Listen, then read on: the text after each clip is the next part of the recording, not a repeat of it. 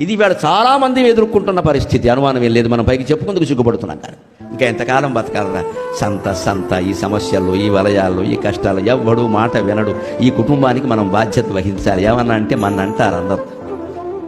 లోకం తీరదు. భర్త తప్పు చేస్తే భర్తను అంటారు. చిత్రం ఏమిటంటే భార్య తప్పు చేస్తే కూడా భర్తను అంటారు. ఏమంటారో తెలుసా? రౌతును బట్టి గుర్రం. విచిత్రమైన సామెత అండి.